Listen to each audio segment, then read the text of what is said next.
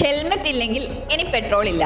പേടിക്കണ്ട, കേരളത്തിലേക്ക് ഈ നിയമം എത്തിയില്ലെങ്കിലും ഇൻഡോറിൽ ഇത് പ്രാബല്യത്തിൽ വന്നു കഴിഞ്ഞു. മധ്യപ്രദേശിലെ ഇൻഡോറിൽ ഹെൽമെറ്റ് ധരിക്കാതെ എത്തുന്നവർക്ക് ഇനി പെട്രോൾ പമ്പുകളിൽ നിന്ന് ഇന്ധനം നൽകില്ലെന്ന നിയമം നടപ്പിലാക്കിയിരിക്കുകയാണ്.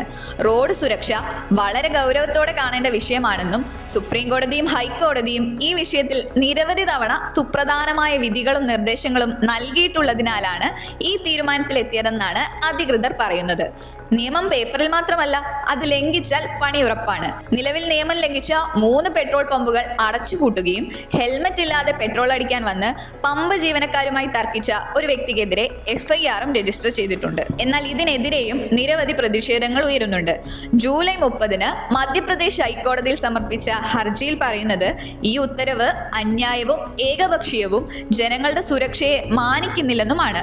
മോശം റോഡും അടിസ്ഥാന സൗകര്യങ്ങളും ഗതാഗത നിയന്ത്രണവും തുടങ്ങിയ പ്രശ്നങ്ങളെ പരിഗണിക്കാതെ പൊതുജനങ്ങൾക്ക് അസൗകര്യമുണ്ടാക്കുന്നുവെന്നാണ് ഹർജിയിലെ വാദം.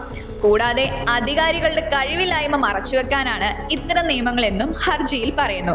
1955 അവശ്യവസ്തു നിയമത്തിന്റെ പരിധിയിൽ പെട്രോളും പെട്രോളിയം ഉൽപ്പന്നങ്ങളും വരുന്നതിനാൽ ഒരു എക്സിക്യൂട്ടീവ് ഉത്തരവിലൂടെ അത്തരം ഉൽപ്പന്നങ്ങളുടെ ലഭ്യത നിഷേധിക്കാൻ കഴിയില്ലെന്നും അതിനാൽ ഈ ഉത്തരവ് ഭരണഘടനയുടെ ആർട്ടിക്കിൾ 14, 19, 21 എന്നിവ ലംഘിക്കുന്നുണ്ടെന്നാണ് ഹർജിയിൽ പറയുന്നത്.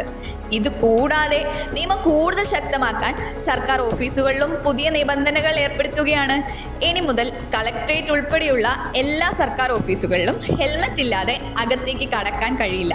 ഉദ്യോഗസ്ഥരും സ്റ്റാഫും സന്ദർശകരുമടക്കം എല്ലാവരും ഹെൽമറ്റ് ധരിച്ചിരിക്കണമെന്നാണ് നിയമം. കേരളത്തിലും ഇങ്ങനൊരു നിയമം വരേണ്ടതുണ്ടോ? നിങ്ങൾക്ക് എന്താ പറയാനുള്ളത്?